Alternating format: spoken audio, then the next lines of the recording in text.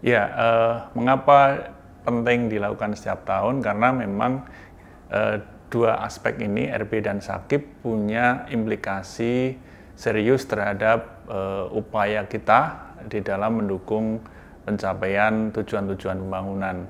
Melalui RB dan Sakip, kita berharap program-program pembangunan, terutama yang menjadi prioritas pemerintah, itu bisa diwujudkan. Nah, dengan demikian dampaknya, hasilnya itu betul-betul nanti bisa dirasakan oleh masyarakat, begitu. Ya, evaluasi RB Sakip ini merupakan evaluasi tahunan yang rutin kita lakukan, karena setiap tahun kami melakukan asistensi. Kemudian untuk mengetahui apakah dari asistensi ya terkait dengan dua kegiatan tadi, baik RB maupun Sakip, maka kami kemudian mengevaluasi untuk melihat progresnya. Apakah dari asistensi yang kami berikan itu kemudian bisa dipahami oleh kementerian, lembaga maupun daerah, kemudian diterapkan. Dari penerapan itu kami ingin melihat progresnya. Yang RB fokusnya terutama tentu melihat perubahan-perubahan yang lebih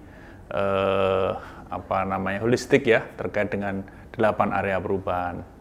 Nah, mulai dari persoalan penyederhanaan regulasi, SDM, bisnis proses, dan seterusnya. Kita ingin melihat bagaimana perubahan-perubahan tersebut dilakukan. Nah, kalau Sakip intinya terkait dengan bagaimana kementerian, lembaga, dan daerah ini merancang kinerja yang baik, kemudian bagaimana kinerja itu dicapai lewat perencanaan dan penganggaran yang kemudian kita sebut Iron Triangle itu ya, yang berkaitan secara komprehensif melibatkan 3 aspek tersebut.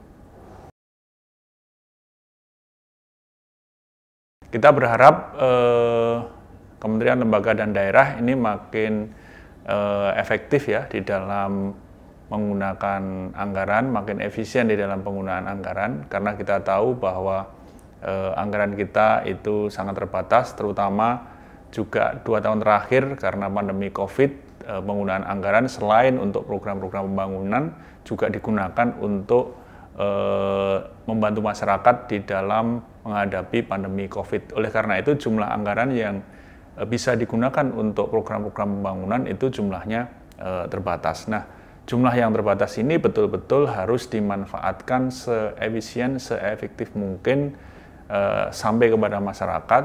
Dalam bahasa Bapak Presiden itu delivered gitu ya.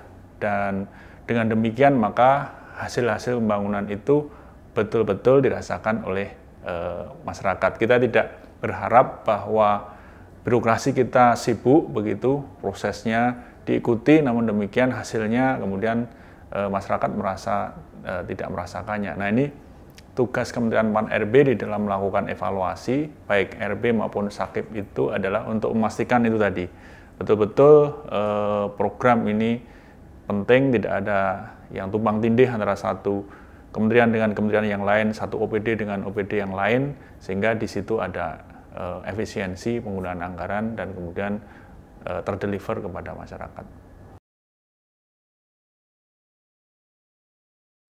Tentu kami berharap agar proses evaluasi ini dari waktu ke waktu itu semakin baik, dalam artian mekanismenya itu makin baik. Kita memiliki peraturan Menteri Pan-RB yang baru, Permenpan 88 2021. Dari Permenpan ini kita berusaha untuk menyederhanakan berbagai macam indikator terkait dengan implementasi Sakip.